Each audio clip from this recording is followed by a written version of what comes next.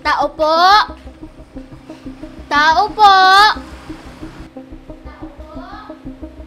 Sino kaya yun? Oo, sandali lang. Nandyan na. Tao po! Si Abby yun ah. Tao po! Yung ampon ni Uncle Romeo. Bakit kaya siya nandito? Tao po! Oh, Abby. Bakit ka naparito? Ano kailangan mo? Ang Lolo Romeo po kasi.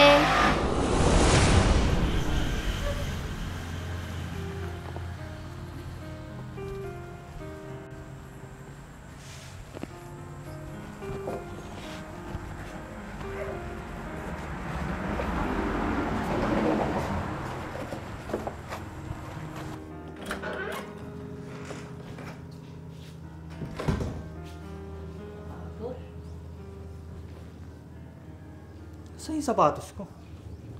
Dito lang yung kanina. Gandang sapatos. Lolo, nandyan lang po pala sa inyo yung sapatos ko. O apo, gising ka na pala. Opo, Lolo. Kumain na po ba kayo ng almusal? Hindi pa. Kanina pa kita hinihintay. Kawawa naman ang Lolo. Kailangan kong gawin to. Para may pabili ako ng mga kailangan ng Lolo ko. Nagugutom na ako. Sandali lang po, Lolo ah. Pagtitimpla ko po kayo ng gatas at ibibili ko po kayo ng paborito niyong pandesal. Gatas? Saka pandesal? Paborito ko yun ah. Opo. Sandali lang po ah. At ipagtitimpla ko po kayo ng gatas. Sige, hihintayin kita.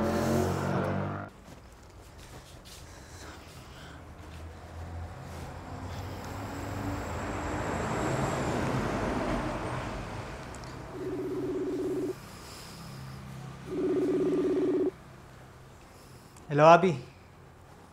Nasaan ka? Pauwi na ako. Bumili lang ako ng pandesal ni Lolo. Ganun ba? Sige, umuwi ka na. Ikaw na muna magbantay kay Lolo. Ikaw na muna ang bahala sa kanya. Maghanap muna ako ng trabaho. Sige, Brian. Ako nang bahala kay Lolo. Sige, Abby. Ikaw nang bahala kay Lolo ah. Uuwi rin ako maya-maya. Sige, Brian.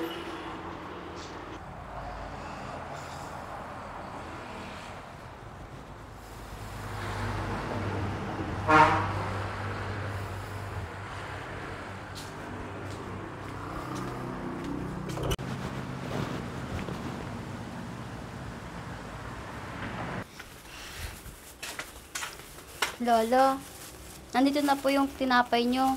Masarap po ito. Hindi naman ikaw yung paborito ko nga po ah.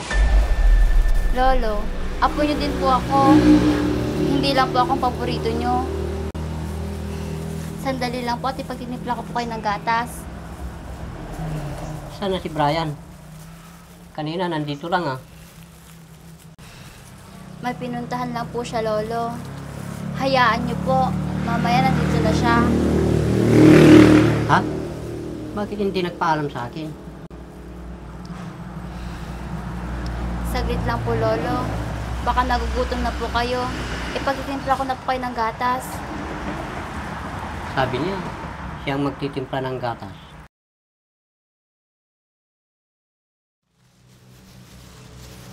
Lo! Lo!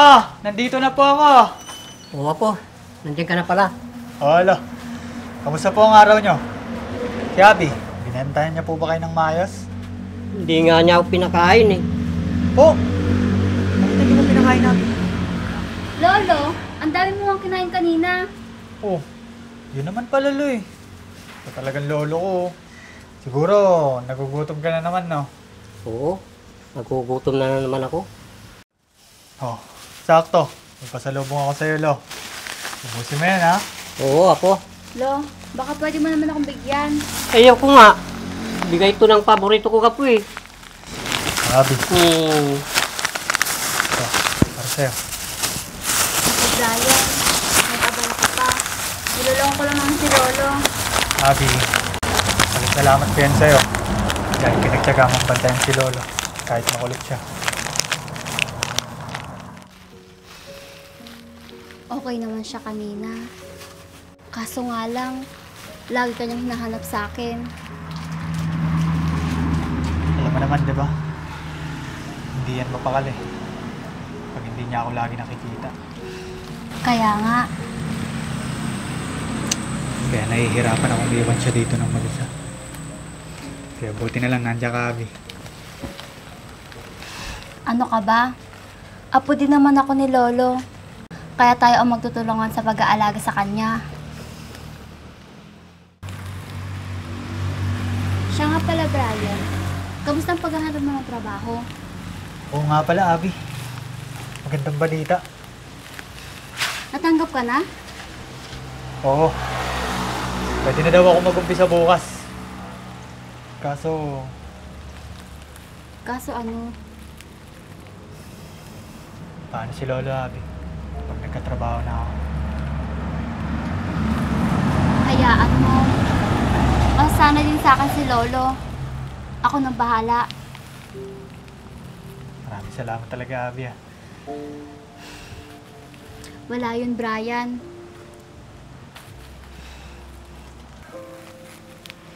Malaki ang utang na loob ko sa inyo ni Lolo. Kasi kinupkup niyo ako. Simula nung naulila ako.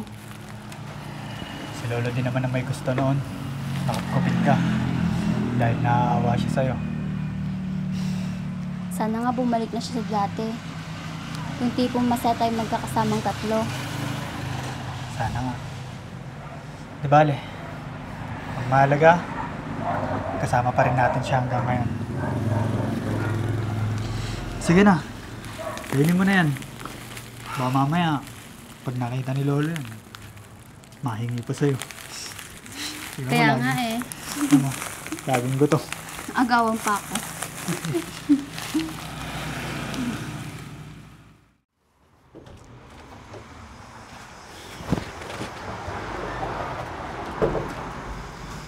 Lo? Lo? Maiwan ko muna ho kayo kay Abby, ha?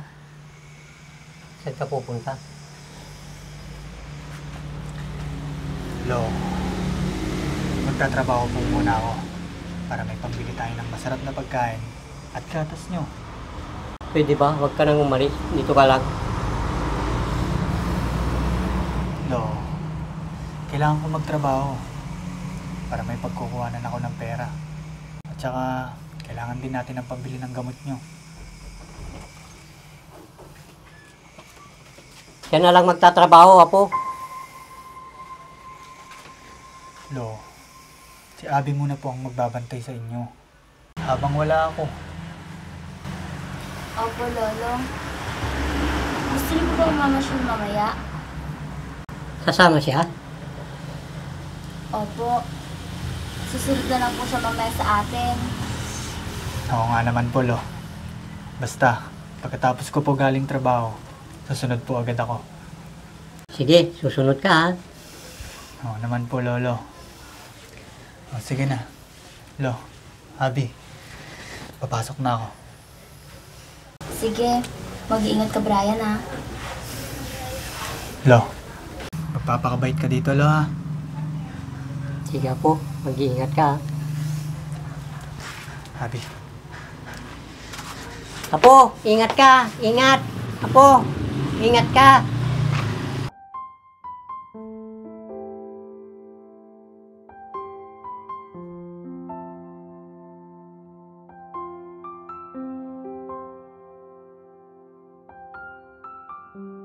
hayaan niyo po, Lolo. Para sa inyo po ang ginagawa ko. Hindi ako mapapagod na suportahan kayo. At aalagaan ko kayo habang buhay.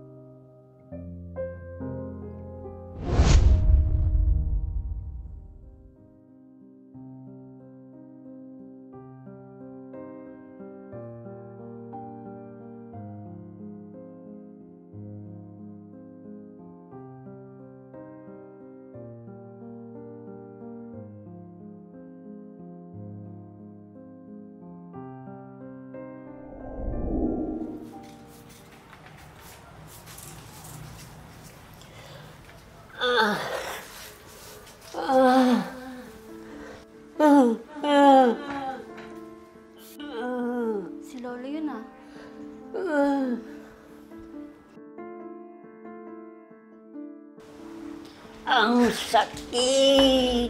Lolo, Aray. ano po nangyari sa inyo? Ah, Sandali po, Ang tingin ako ng tulong ha. sakit. Dito lang po kayo. aray.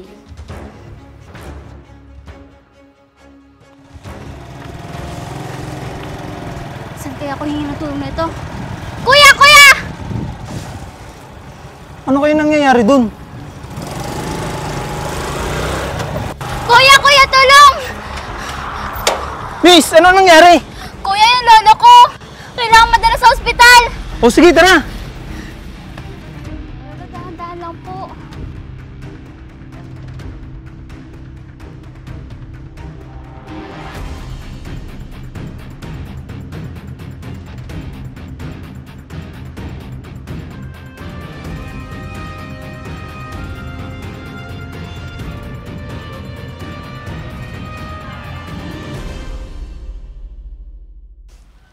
La? La, nandito na po ako. La? Abi? Ay. Oo nga pala. Kaya pala sila wala dito. Namasyal sila.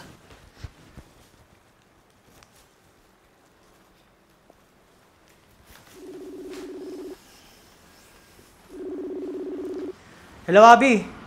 Nasaan kayo? Hello, Brian. Nandito kami ni Lola sa ospital. Ano? Ba't di mo ako tinawagan agad? Hindi ko na nagawang tawagan ka kanina, Brian. Sobrang taranta ko na kasi kanina. Ganun ba? O sige, pupuntahan ko kayo ngayon dyan. Dahan-dahan lang pala.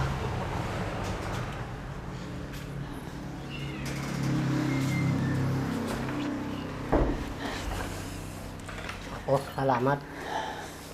Lo, dito muna po kayo ha. Ipapaayos ko lang po kay Abi yung higaan nyo. Abi, ikaw na munang mag-aayos sa higaan ni Lolo.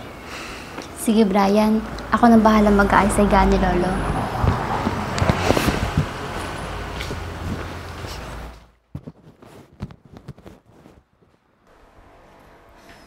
Apo, salamat.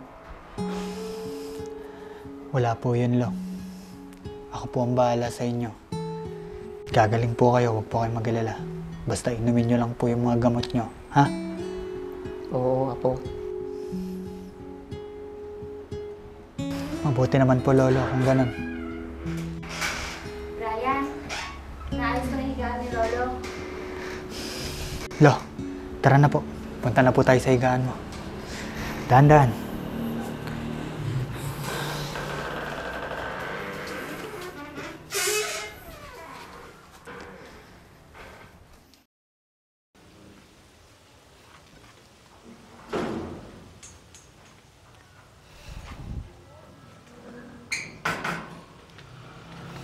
Brian,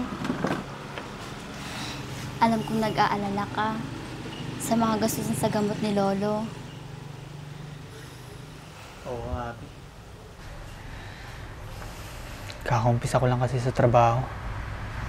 Kaya hindi ko alam kung makakapag-advance ba ako ng sahod ko. Ano kaya kung lapitan natin yung pamangkin niya si Tita Mitch? Ano? Hindi ko gusto yung ugali ni Tita Mitch.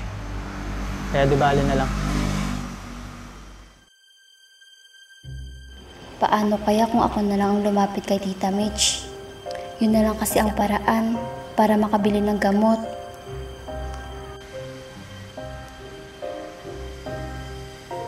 Oh. Ba't parang natulala ka dyan? Wala, Brian. Aalis muna ako saglit. May bibilhin lang ako. Oh, sige. Basta bilisan mo lang para mamaya papainumin na natin ng gamot si Lolo. Oo.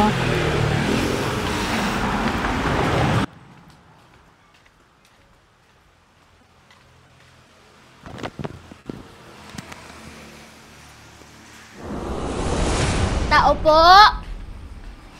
Tao po! Sino kaya yun? Oo, sandali lang. Nandyan na. Tao po! Abby yun ah. Tao po! Yung ampon ni Uncle Romeo. Bakit kaya siya nandito? Tao po! Oh, Abby! Bakit ka naparito? Anong kailangan mo? Ang lolo Romeo po kasi, Oh, bakit si Uncle?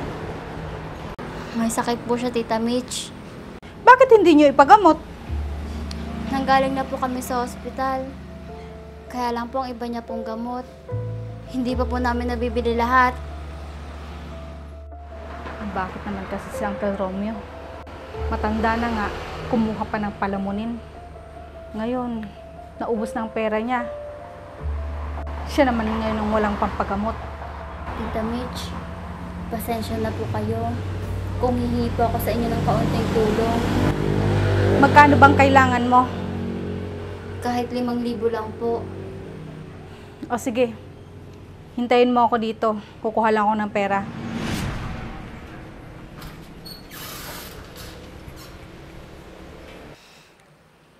Ayos, nakamot si Tita Mitch.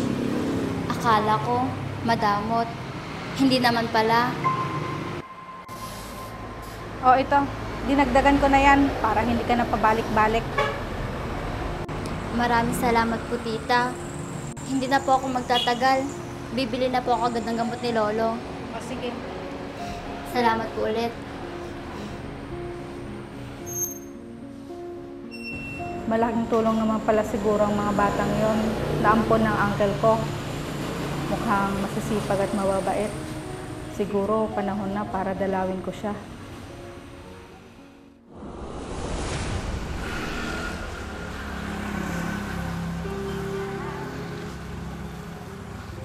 Bakit kaya ang tagal ni Abby? Saan na kaya siya?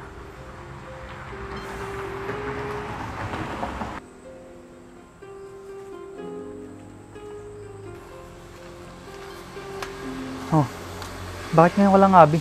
Saan ka ba nanggaling? Brian, pasensya ka na.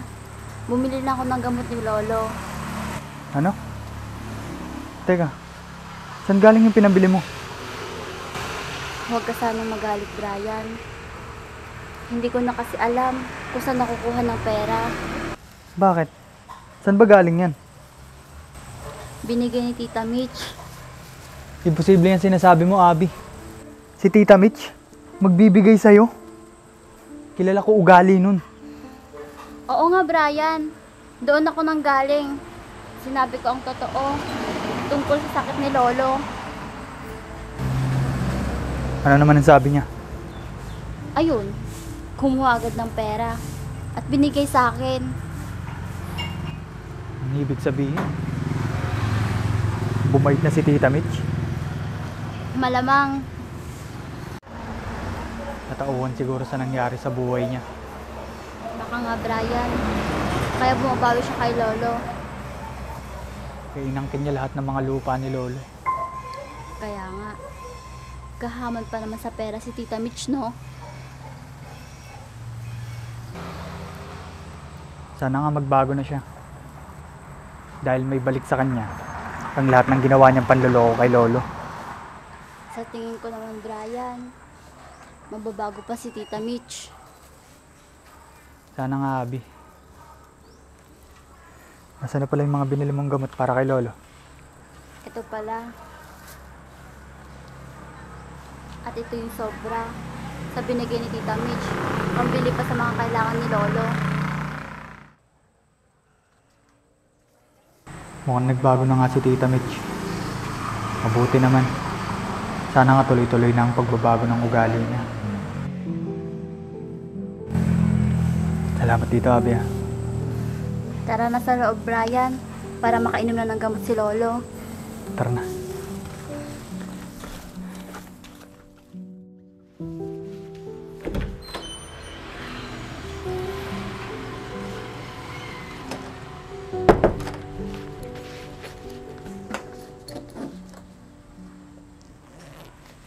Tita Mitch to.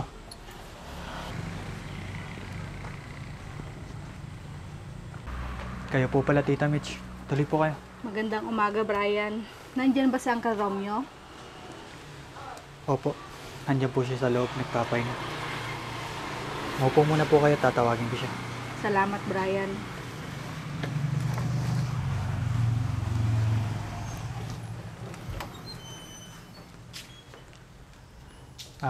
Lo, may bisita po kasi sa labas. Tara po.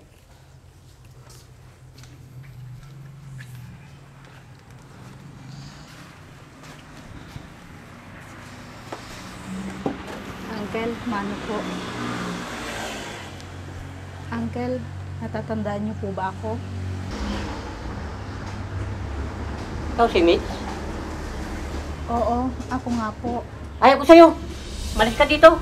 Lo, wag naman po kayong ganyan. Hayaan mo siya. Tanggap ko naman. Malaki ang kasalanan ko kay Uncle Romeo. Uncle, patawarin niyo po sana ako sa lahat ng ginawa ko sa inyo. Naging gahaman ako sa lupa. Inangkin ko lahat, pati ang pag-aari niyong lupa. Nagsisisi po ako sa ginawa ko, Uncle. Hayaan niyo po. May natira pa namang lupa. Hindi ko po yun binenta. Pasensya na po kayo sa ginawa ko sa inyo. Ibabalik ko na po ang pera na napagbentahan ko. Sa inyo na po yun. Iho, alam kong kailangan nyo ng pera para sa pagpapagamot kay Uncle. Bukas, ibibigay ko ang pera. Salamat po. Malaking tulong po yan para sa pagpapagamot ni Lolo. Kaya, malaking bagay na po yan para sa kanya. Maswerte si Uncle. Dahil nandyan kayo para alagaan siya. Sinusuklian na lang po namin yung kabutihan niya po para sa amin. Lalo na po ng mga bata pa po kami. Inalagaan at kinupkup niya kami. At itinuring na parang tunay na apo. Tama yan. Saludo ako sa mga batang tulad ninyo na marunong tumanaw ng utang na loob.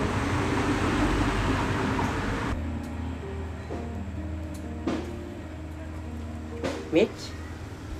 Uncle Romeo? Naaalala niyo na po ako? Lolo, mabait na po si Tita Mitch. At isa pa, humihingi na po siya ng tawad sa inyo. Salamat! Salamat!